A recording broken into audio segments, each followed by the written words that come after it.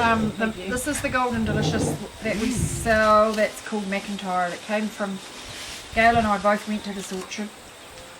The man that showed us the orchard here, it was an amazing place. McIntyres, I quite like. They're very sweet. These delicious apples, Golden. And you got one? Yeah. What do you reckon about that? Quite sweet, eh? They're not. They're all right. I like them. I really like them, but I've got a sweet tooth. It could be a Cox's orange. It does look like a Cox's orange, which is another very old-fashioned apple, and it's Cox's orange is a bit softer inside when it's ripe. Can you remember Cox's orange, Melba? They are a bit softer, eh, when they're fully ripe. Amazing flavour. Amazing flavour. There's a little Perry. Perry, yeah. A lot of these apples have got flavours like that. Yeah, it's a beautiful. It's like orange and it's just a stunning colour. This is the ugliest one, and it's the most famous one. It's a New Zealand heirloom that's bred in New Zealand by this man called Mr. Naggs, who arrived in the Hokianga Harbour in 1853. Wow.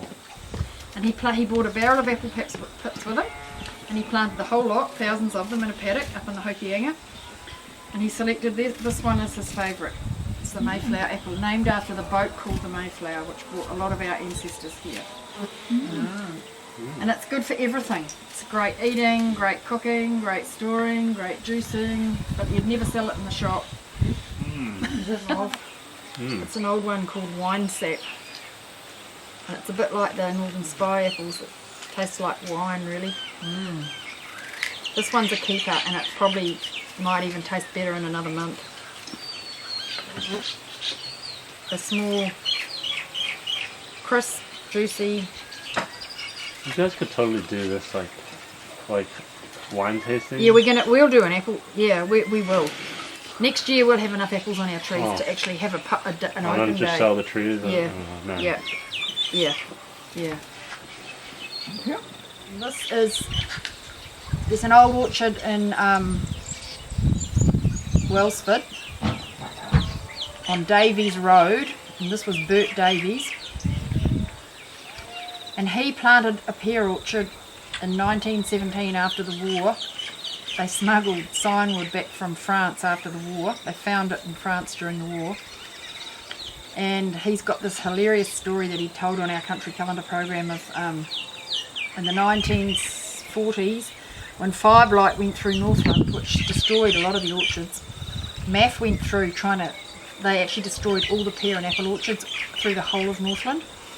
And he knew they were coming, and he knew that his trees didn't have it, and he lied to them about whether he had any apple and pear trees. And he's so proud of that. Like 50 years later, when he was 90, he told everybody about that. He said it and not quite like that, but he said he carefully forgot that they were there.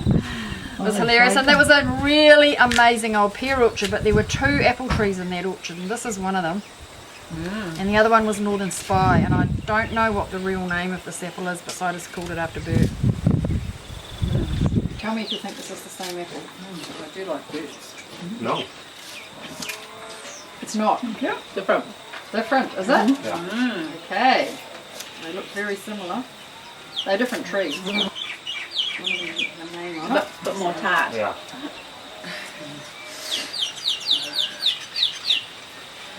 Different, yeah.